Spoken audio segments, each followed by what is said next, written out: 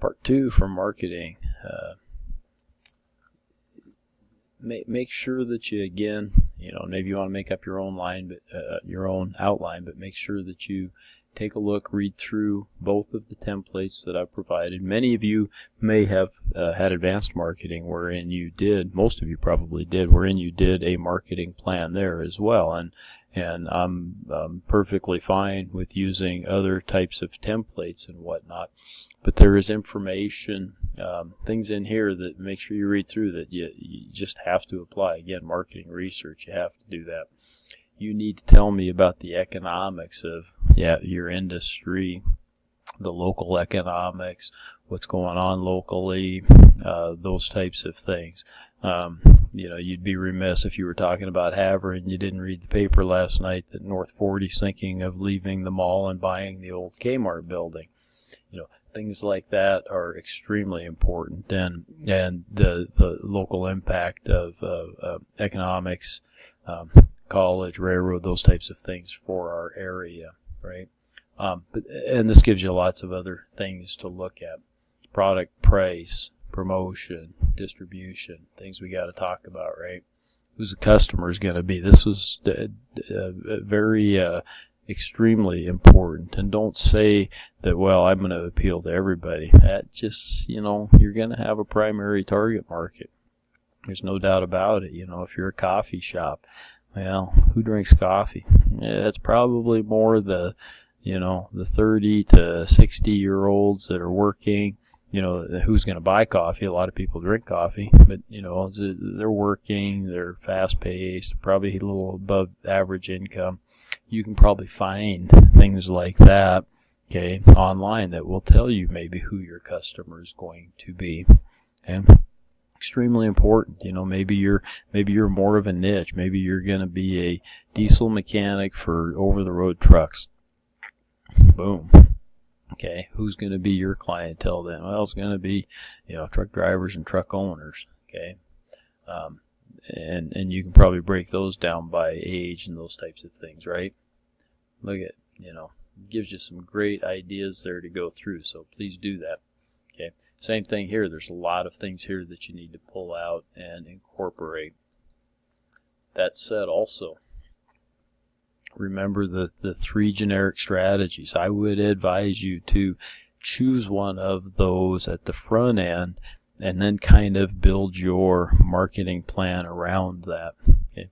Again, they are not mutually exclusive just because you're going to differentiate. And most people for small businesses would say differentiation is the wiser choice. Okay. It doesn't mean that you don't try to control costs. You do. Okay. But your primary focus is to deliver a product or service that exceeds others. Okay.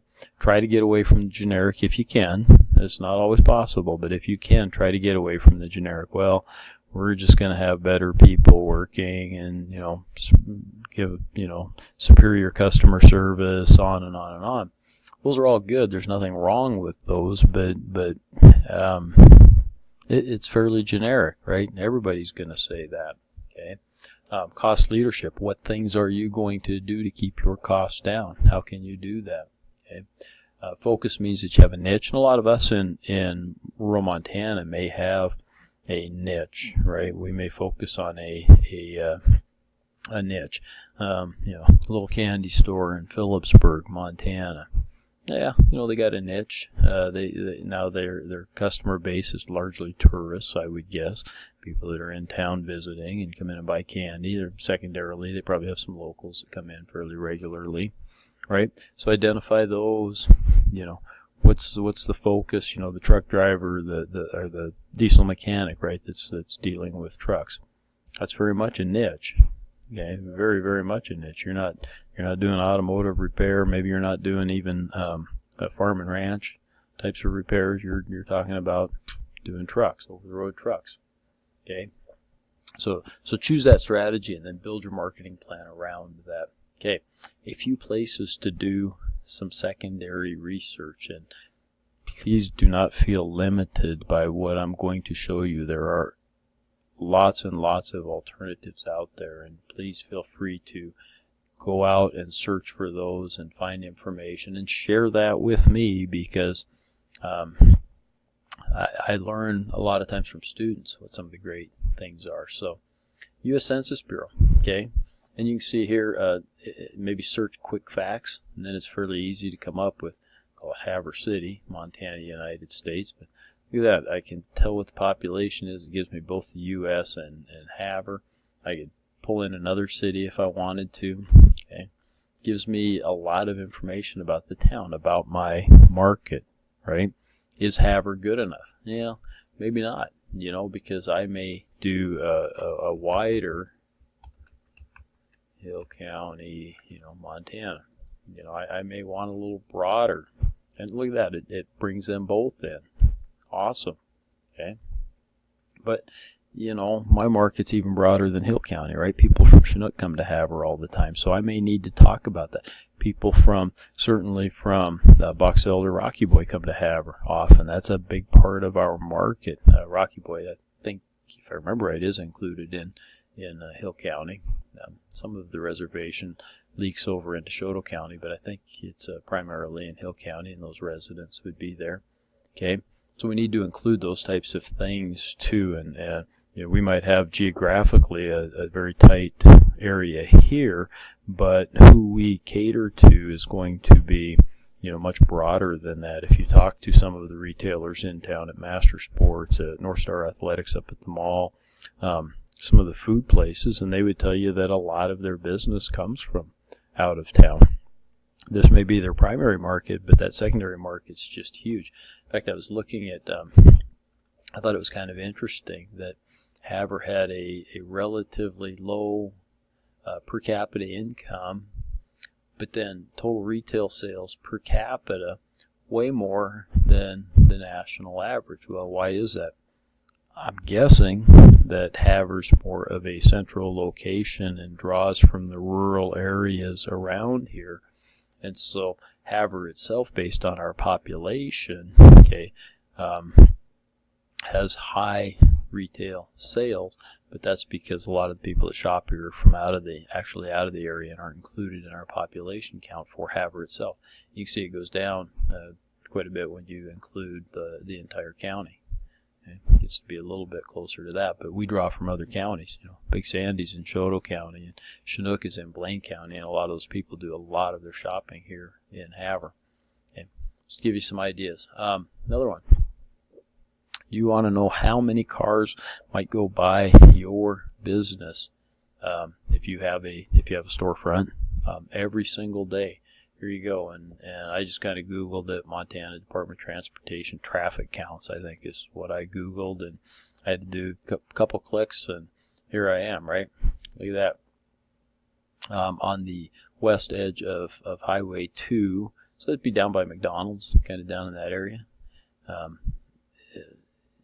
There's about 13,765, or at least in 2018, so last year, that was the average. Okay, AADT stands for annual average daily traffic. They actually get the apps for days here in July 23rd and 24th. It's quite a bit more than that, but they probably break it down. Probably in wintertime it lessens and whatnot. Annual growth rates, kind of interesting. Yeah, hard to believe, isn't it, that nearly 14,000 cars each day travel on the western part of Highway 2 in Havre.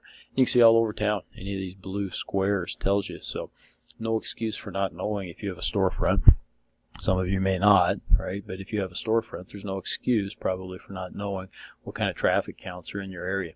You can do a lot with this map. You can, I think, get a radius around those and give you some other ideas about traffic and whatnot. So get on there, mess around with it. This is just the help guide for that same thing. I think another site that students in the past had shown me was something called City Data, if I'm not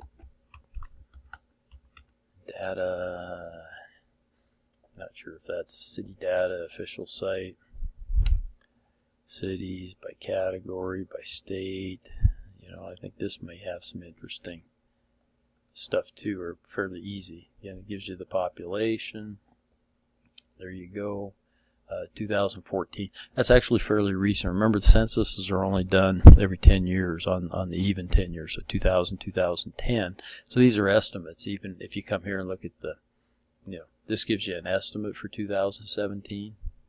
Okay, but the actual census was done 2010, so they're just putting in some growth rates and trying to figure that out.